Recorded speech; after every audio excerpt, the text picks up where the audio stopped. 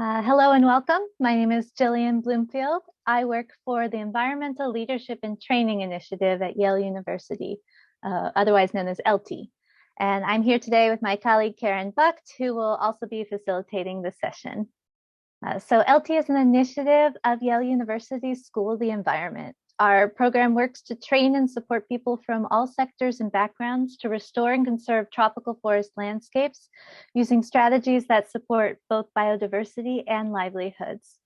So we welcome you today to this information session to learn more about the Tropical Forest Landscapes online certificate program.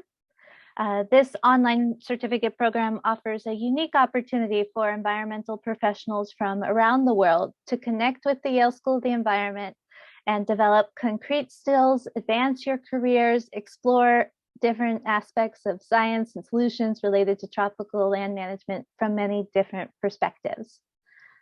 So firstly, who are we here presenting to you today?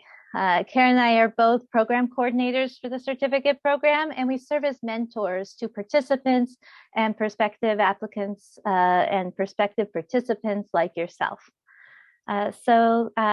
Before we go on, Karen, would you like to introduce yourself and more about your role or our role? Sure. Hi, everyone. My name is Karen Bucht, and as Jillian mentioned, I'm one of the program coordinators and mentors with the certificate program.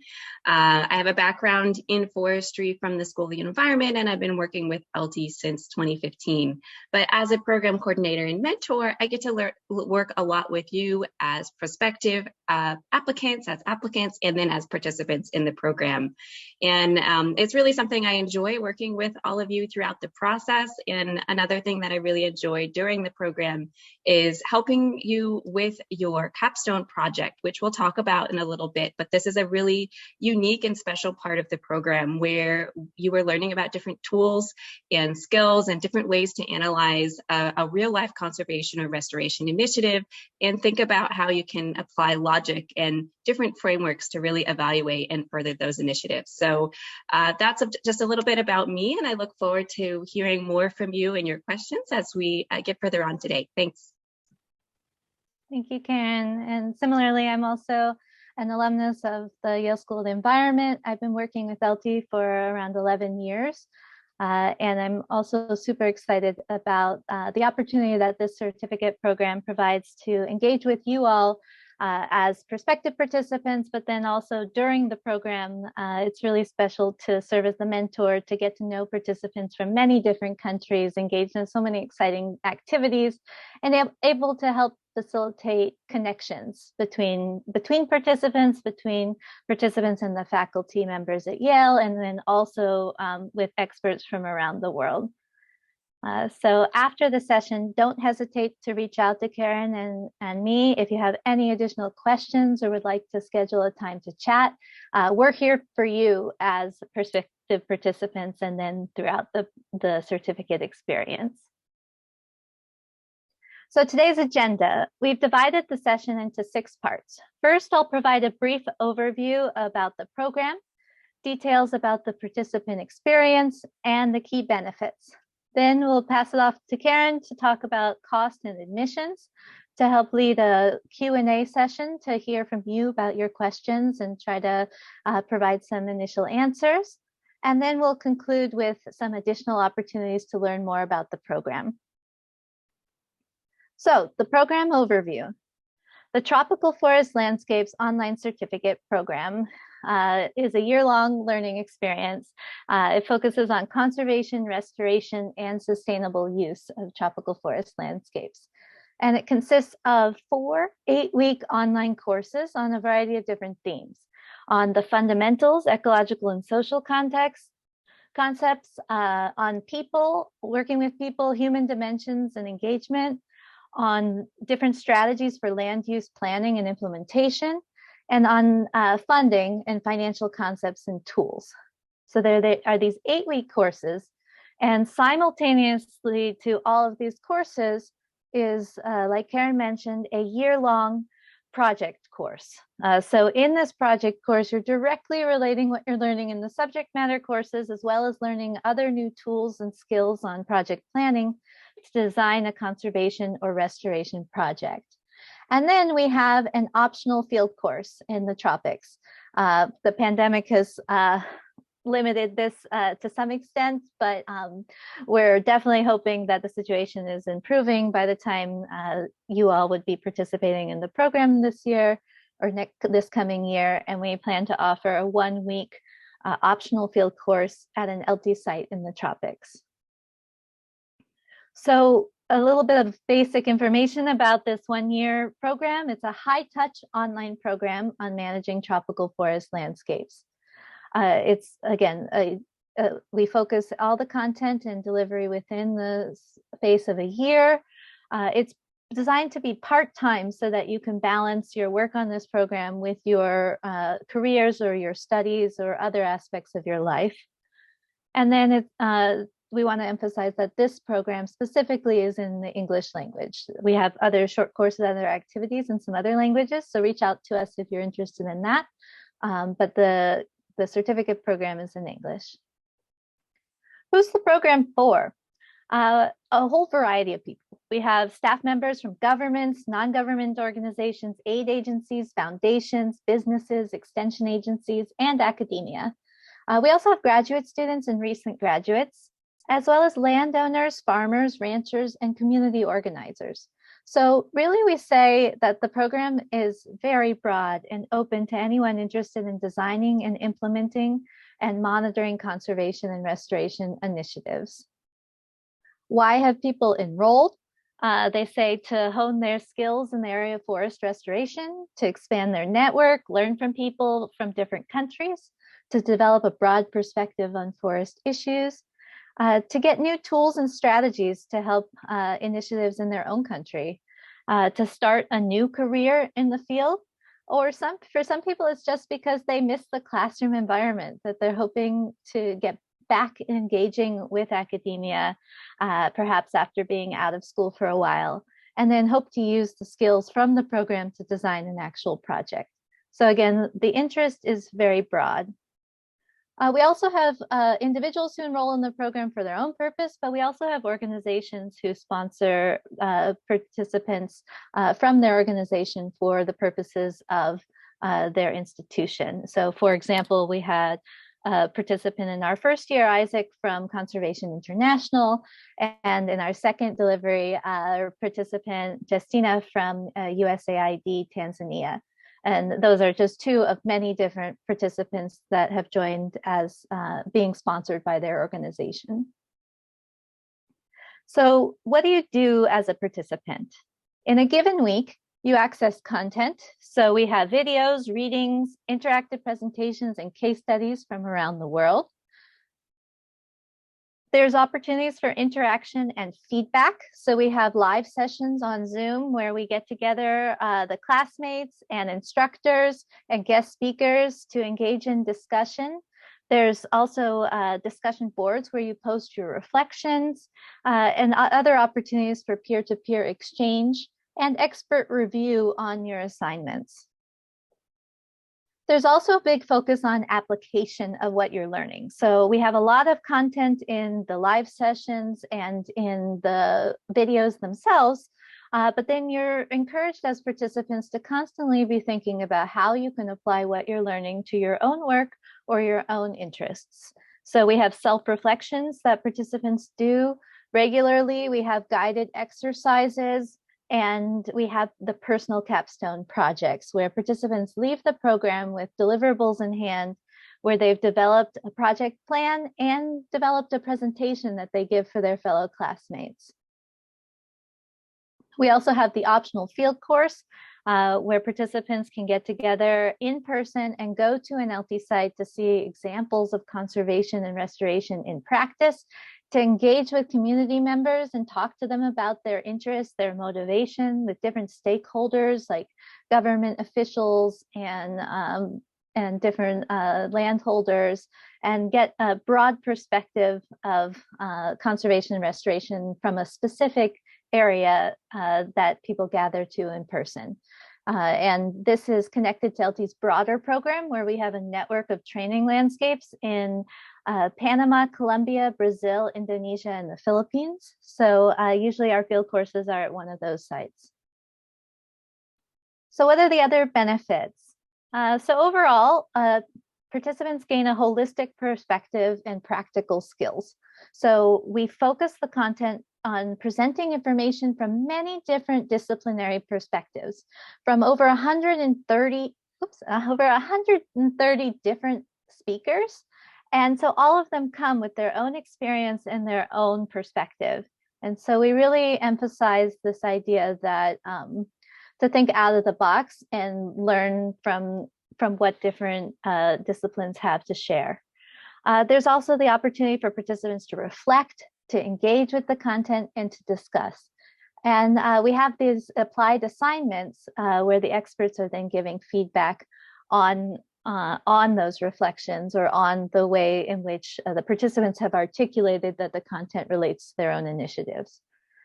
So for example, we have a graduate who talked about how this person entered the program with a certain idea, but then gained so much more than that. They said they had so many aha moments during the program, and each moment has substantially changed their perspective on these critical issues.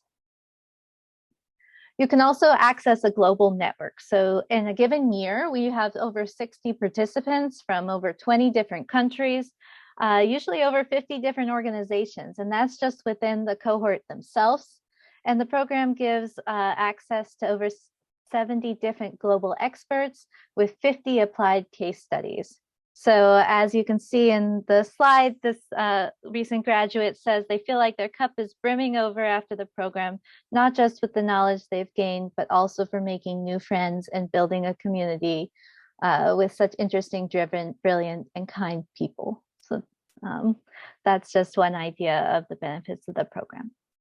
And then we want to also mention that we provide a lot of facilitation support and mentorship. So as Karen and I mentioned at the beginning, we're here with you every step of the way. We have a detailed mentorship program where we as mentors reach out to the participants, provide opportunities for one-on-one engagement, help you be successful in the program. It is a very facilitated program. So you're not just left alone to watch videos.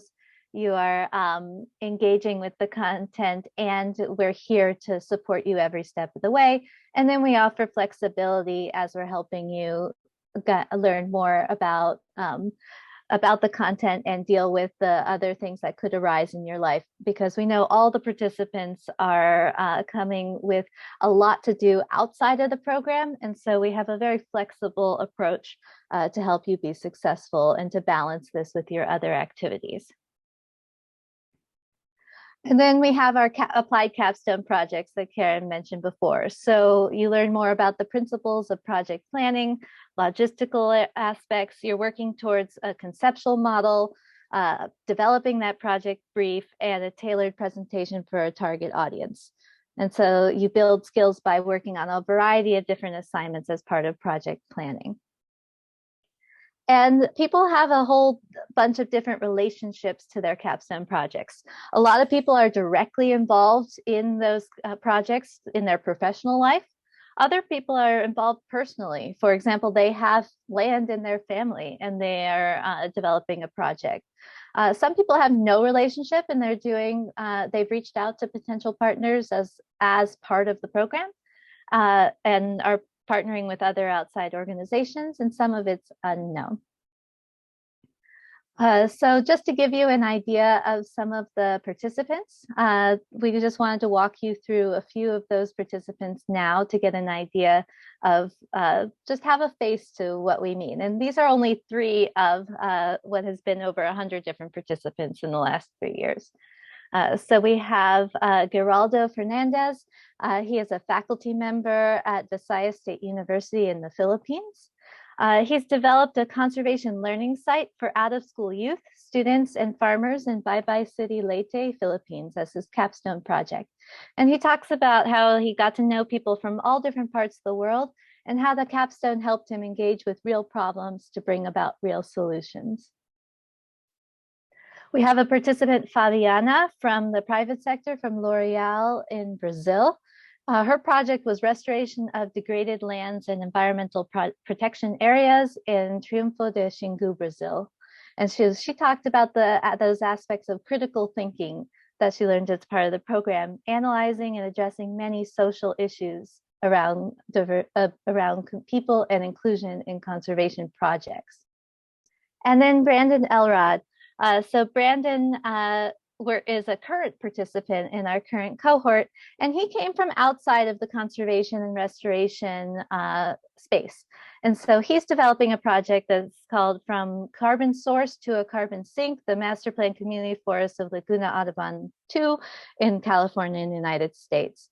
And he mentions that for anyone like myself who's outside of the typical forest restoration scenario, I'd like to encourage you that the concepts apply far beyond the bounds of the obvious. And he talks about incorporating what he's learned into stakeholder mapping, stock and yield assessments, and other aspects that go into his community forestry planning. So finally, what happens after the program? Graduates say that the program has helped them apply new tools to their work, write projects or funding proposals, implement parts of their capstone project, improve projects, including using some of the technical strategies or aspects of social inclusion that they learned in the program, to change positions or the field of work, or to start a new educational program. So with that, I'll pass it on to Karen to talk more about costs and admissions. Thank you, Jillian.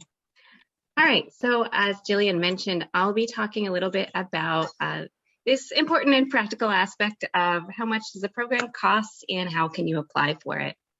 So the tuition for the program is $6,000 for the full online program. This includes all of those 8-week online courses, the year-long capstone course, access to all of those online materials, and plus we give lots of bonus materials as well beyond the required content, all of the support from mentorships, interaction with experts, and feedback on your coursework. There is an additional fee for the field course, that's $2,000, and this includes the 1-week experience in the tropics, all of the materials, visits, exercises you do on site, as well as room, board, and transportation once you're at the site of the course. So it doesn't cover the cost to get to the country because our participants are coming from all around, but once you're there, all costs are included in that $2,000. We do have partial scholarships as well, so I really want to emphasize that, and many of our participants do receive some of these scholarships, and our scholarships range from anywhere from 25 to 75% off of the tuition amount. And I'll talk a little bit more about how you can apply for those in a little bit. We do recommend that our applicants look into options for external funding. So Jillian mentioned a few examples of this earlier on, but we've had a number of participants who are able to get employer support for part or all of their tuition in the program. So if you're working for a different organization, definitely ask if they have some professional development funds or if the program might be relevant to a project, if there's a way that you can be supported to enroll in the program. Other participants have also been successful in looking for professional development grants. So we have a document on our website with a few options, but this is something we also encourage that you start looking for early if this is something you're thinking about applying for, since they do have their own set of deadlines. And then there are also other awards that can be available to fund participation in this program. One example is we've had a few participants who have the Siegel AmeriCorps Education Award, which is coincidentally $6,000, who have been able to apply that to this program. And there may be other options as well. So if you know of another award or have access to another type of funding for education, definitely feel free to reach out to us just to double check that it would be eligible for this program. Some important dates we want to highlight. We will be opening applications January 10th of next year, and then we'll have our first early application deadline on March 4th. For those of you who are here, it looks like you're already ahead of the curve and you're thinking about the program, so we definitely encourage you to try to apply before that March 4th deadline, because that's what gets you a guaranteed review of your application. After March 4th, we'll continue accepting applications, but they'll be reviewed on a rolling basis up until April 15th. So as soon as you can submit it after that deadline, the more likely that your application will be reviewed. And then the program will start in June 27th with orientation as well as launching the capstone course. So how do you apply? So a great place to start is to go to our admissions page on our website, tropicalrestorationcertificate.yale.edu/admissions. And again, we encourage you to look through the application requirements listed there, and then starting January 10th to actually go there to start your application. Before you start your application, we do encourage that you spend some time looking over some of the information on the website, such as the detailed program dates, looking through a little bit more about the curriculum. Jillian gave a broad overview again, but we have lots more information on our website, more information about the specifics of the application requirements, as well as the technical or technological requirements to make sure you have the materials you would need to participate. So what you'll need for the application, you will need to submit an online application form. You'll need to include a resume in English that's up to date. We'll be asking you to submit a personal statement and 2 short response statements to some specific questions. You do need to submit a scanned or electronic transcript demonstrating completion of an undergraduate degree or equivalent. And then you will need to include the name and contact information of a personal reference. So those are the main materials that you'll need for the application. There are some optional materials that you can include but are not required. These include if you've done additional coursework beyond an undergraduate degree, if you have a master's, a PhD, or you've done other professional development, you are welcome to submit that documentation, but it is not required. Similarly, if you are English as a second language and you've done an English language test, such as the TOEFL, you can also submit your test score reports to supplement your application. So as I mentioned, I wanted to talk a little bit about our scholarships. Again, we have partial scholarships available on a competitive basis, and they are anywhere from 25 to 75% off of the tuition fee. Unfortunately, we don't currently have full tuition scholarships, which is again why we really recommend looking into those options like the professional development grants or employer support.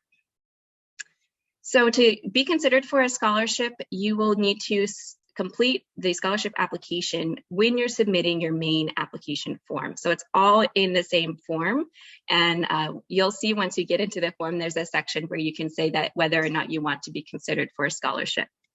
We have 3 different award types that are available, and so you can select as many that apply to you that you are interested in, and you will need to submit a short essay for each. So you're welcome to apply to as many of the, up to all 3, but we're only award 1 award per applicant. So it doesn't hurt to apply to more if you feel that you're eligible, but you can only get the one award if you are awarded one. Some tips we want to share about preparing your application. We strongly recommend that you make sure you've reviewed the requirements and started gathering your materials early. So again, you're here now almost a month before our applications open. So you are really on a good track, but now's a great time to make sure you have a resume that's up to date, that's in English, to track down your transcripts if you don't have them, and to reach out to us if you have questions about the materials that are required. Another key recommendation is make sure you've talked to your professional reference ahead of time. So make sure that you've told them that you're applying to this program, ask them if it's okay to use them as a reference, and that you have their up-to-date contact information. We can't review the applications until we have all of the materials, including the professional reference. So we really encourage to make sure that you're in communication with your reference about this to make sure that that piece doesn't get left out. Another key recommendation is we do strongly recommend that you pay special attention to the essay requirement. This is really where our admissions team gets to know you, gets to know why you're interested in applying, and this is really your chance to shine as an individual. So definitely look through the questions and the specifications of the essay requirement in detail, and make sure you're spending some time on that and sharing who you are and why you're coming to this program. And then the last is contact us if you have any questions. We are here to help throughout the process. So if you have questions about the application requirements or eligibility, or if you run into technical issues with the platform, feel free to send us an email. We are here to help and troubleshoot throughout the process. So with that, we are going to give it, I think, a few minutes for Q&A. So I see we have a few questions in the Q&A feature and some comments coming into the chat, but I'm going to stop my share for a second, and we're going to try to get through any questions that you have. So I see some questions have come in through the chat. If it's possible to post those in the Q&A feature, that makes it a little easier for us to make sure we haven't missed any, but we'll try to get through as many as we can.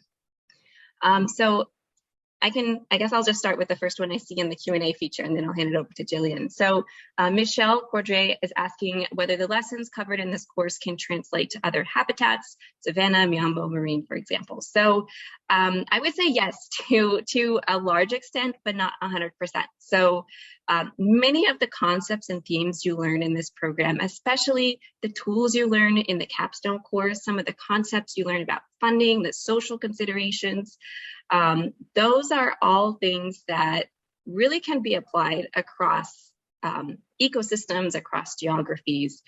The one piece is that, again, the program is focused on tropical forest landscapes. So you will see most of the case studies are looking at tropical forest landscapes. We will be talking about ecology of tropical forests. So that's kind of the difference. But we have lots of participants who have taken the program who are working in other ecosystems. Jillian gave this example of Brandon, who's working in California, which is not a tropical forest landscape. So we've definitely had a lot of success in participants that do gain a lot of knowledge to apply to other ecosystems and areas as well. Thank you, Karen. There's another question that says, would the financial aid portion of the application be through the same portal, or is it a separate form? And so for that question, it's through the same portal. So when you go through your application, it'll be clear that there's a spot where you can indicate if you're interested in a scholarship. And then if you are interested in the scholarship, then excuse me, then it'll provide some additional questions and essay questions and information that it's asking you to provide as part of that. I see Tony has a question about whether the lectures and lessons are pre-recorded. So the majority of the educational content is pre-recorded videos supplemented with readings. So the advantage of this is this really allows you to go through the program and learn from the content at the time that works for you during the week. We do have weekly live sessions with instructors and sometimes with guest experts. We really try to reserve those to be more about the discussion and engagement, the things that you can't get out of a pre-recorded lecture, but we do sometimes have a couple live sessions as well. So Shivanji is asking a bunch of questions in the chat. I see. I'll ask them to you, Karen, and then you can answer if that's helpful. Yeah. One is, what qualifies as a transcript? Sure. So I believe on our website we have some more details, but the transcript needs to be from your institution. It needs to list coursework taken, have dates, have your name. I think have indication of grades or something that has scores associated with it. If you're not sure, you can also email us and say, hey, this is what I have. Does this work? The one thing I can also mention is anything that is not in English originally, we do require an English translation. Our team, unfortunately, does not speak all the languages. So we do need a copy in English. It does not have to be a professionally certified translation. If you know how to translate it yourself, that is fine, but we will need the original copy and the translation if that is the case. In some cases, we do have a few applicants who are just not able to access their transcripts. Sometimes their institution has closed or they took their undergrad 50 years ago. So we are able to make some exceptions. We have a transcript waiver request form. So again, if that's something that you might need, you can reach out to us and we can work with you to see if that's something you would be eligible for. Great. They're also asking, for the professional reference, does one require a letter of recommendation as well? Sure. So for the professional reference, really all you will need to do is provide the name and contact information and email address for the person who will be recommending you. Your recommender will automatically get a request to fill out a recommendation form. So they do not have to complete a letter. They'll have a form that they're asked to fill out that includes some questions that they will be using to evaluate your fit for the program and your preparation for the program. But they do not have to write a separate letter from that. And there's a question about, is there an age limit to the scholarship eligibility? No, so there's no age limit. And the main eligibility for the program is, again, we do require completion of undergraduate degree or equivalent. So you will have to meet the minimum eligibility requirements for the program to be eligible for the scholarship. But beyond that, we don't limit the scholarship by age. There's a question here. Is the capstone project something we would have to come up with, or would the ELTI team help the participant figure one out? Yeah, so that's a great question. So typically participants have come in with their own projects or have looked for a project to work on. So as much as you have something that you're excited and interested in, we do strongly encourage you to think about that now as well.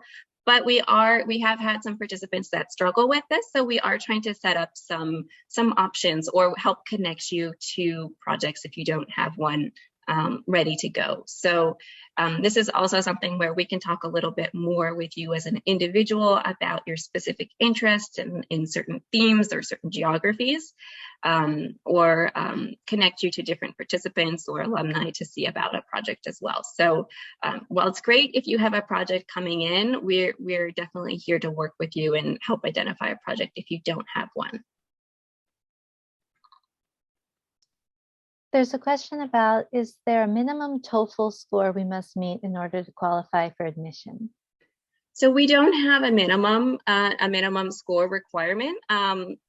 Basically, that's just to add to your materials. So if it's something you feel that will help support your application, but we don't require a minimum score. We are looking to make sure in your essays that they are understandable and that there's good English comprehension. So again, the essay part is going to be really important, and the TOEFL score is really there just to supplement, especially if you don't have English as a native language or you haven't done education in an English-speaking institution, but we don't have a minimum score.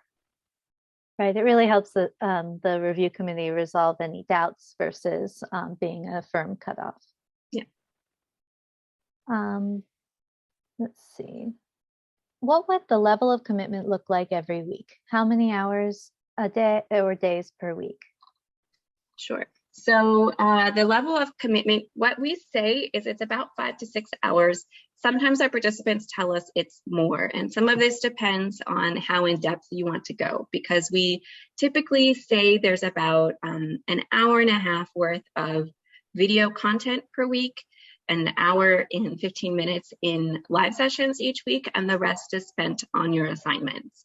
So this can go up depending on how much you want to look at the supplemental materials or go back and review materials, as well as how much time you're going to spend on assignments. But it really is meant to be a part-time program and really meant to fit in your schedule. Again, outside of the weekly live sessions, it can be completed whenever works for you during the week, whether that's late in the evenings, whether that's during your workday, whether that's over the weekend.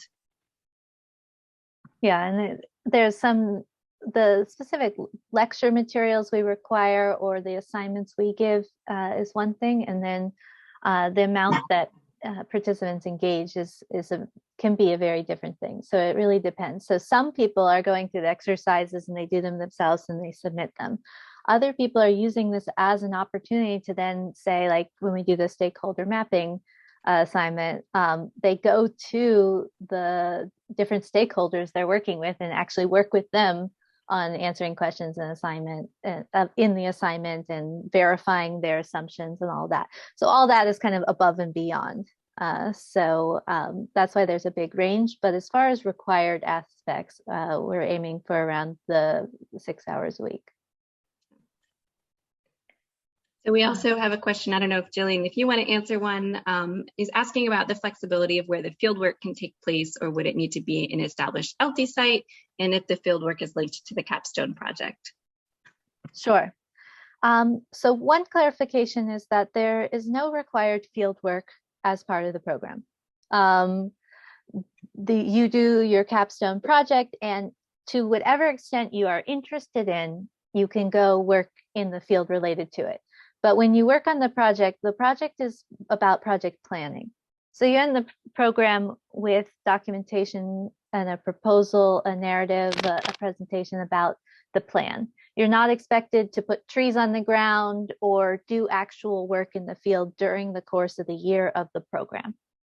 That said, like I mentioned, sometimes participants do, and that's totally fine. We have some people where the schedule of planting and other things, for example, like they've taken the strategies course and then the right season is shortly thereafter. So they actually have started to implement during the program. But that's definitely not a requirement, and it's not necessarily the usual. So it's really up to you if you decide to integrate fieldwork linked to the program. But again, it's however works for you. The pandemic's also limited some of that for our recent cohorts. So that's an area that could grow and change as things open up more. That said, there's the optional field course. And usually what that optional field course is it will take place at an established ELTI site. And so in that case, what we usually do is we're for this next delivery, we're going to do it after the 4 courses, the 4 subject matter courses. So with a lot of advanced notice, we will get a sense from the participants of which of the ELTI field sites there's most relevance or a relationship to. We'll also use what's happening in the world and safety and other things to consider what is the most practical site or sites. And then with a lot of advanced notice, we'll announce the site and have people start planning for attending the field site at one of the sites in the tropics.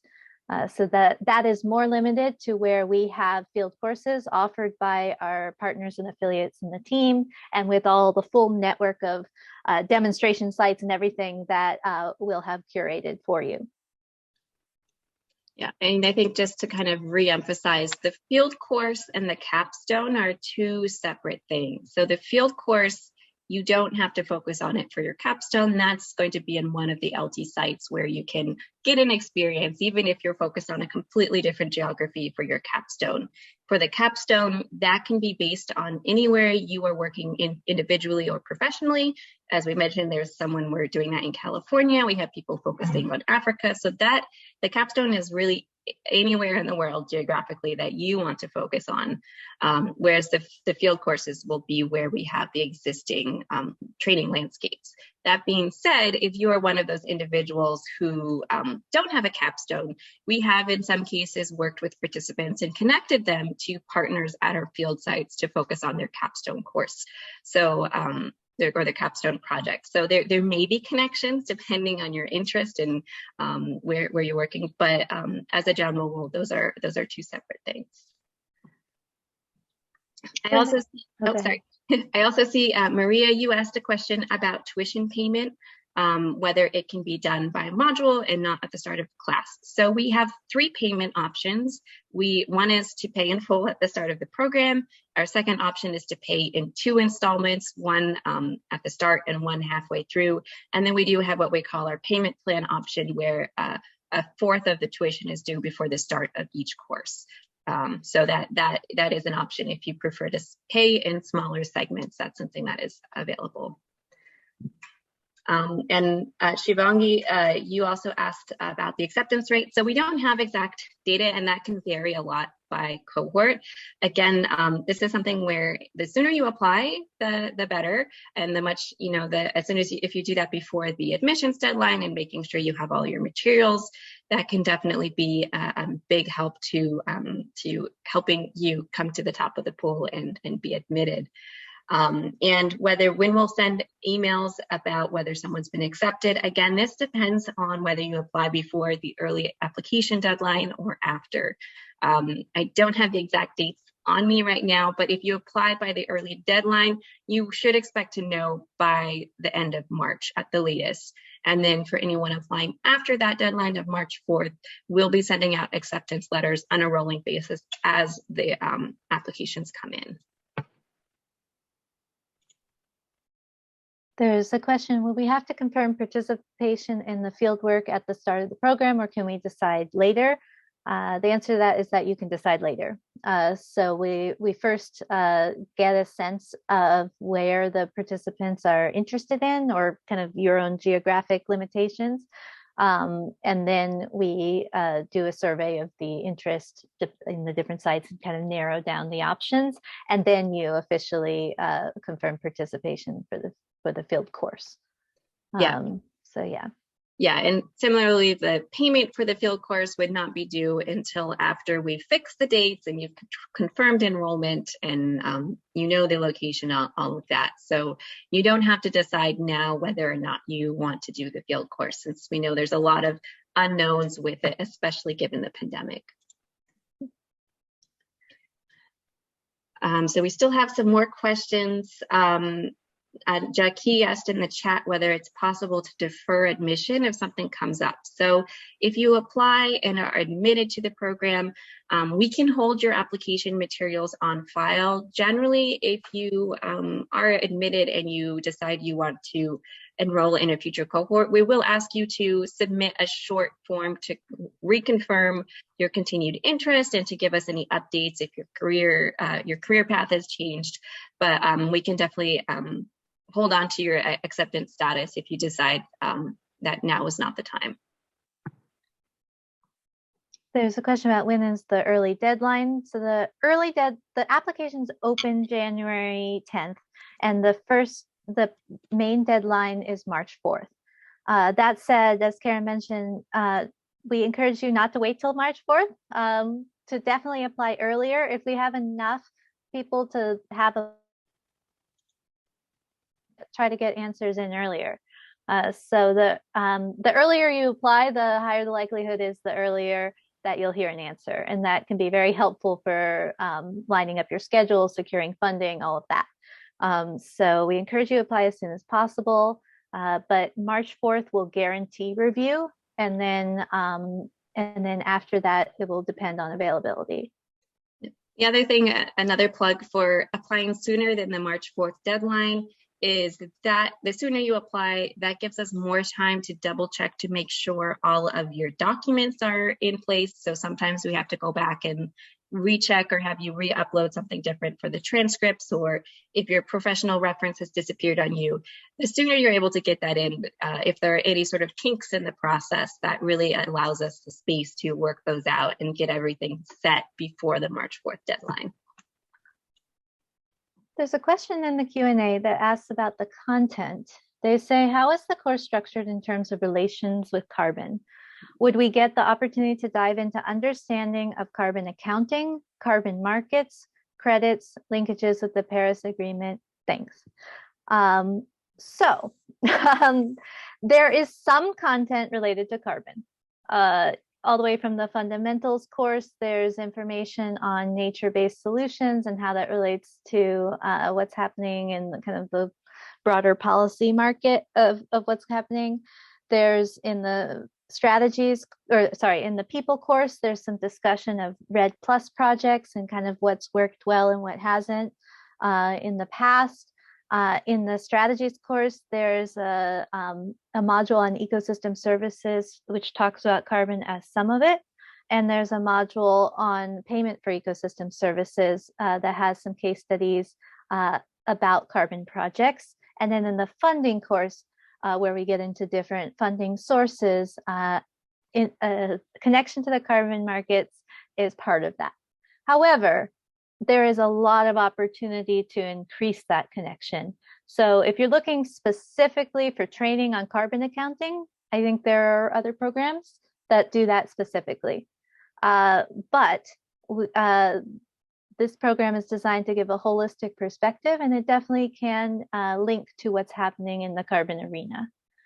What we would do is help you supplement or engage with the content that is on that, supplement what you're learning with additional resources and connections that we can try to help you with.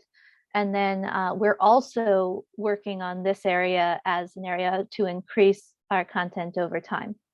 So as the global community is getting even more engaged in this, we are adapting the program to keep it relevant to that theme as well. All right, I am not seeing any more questions, but if you do have any more, please feel free to pop them in the Q&A. Otherwise, I think we can go ahead and wrap up, and I can walk through some additional opportunities to learn more about the program, or if you want to explore some additional information. So let me get that pulled up.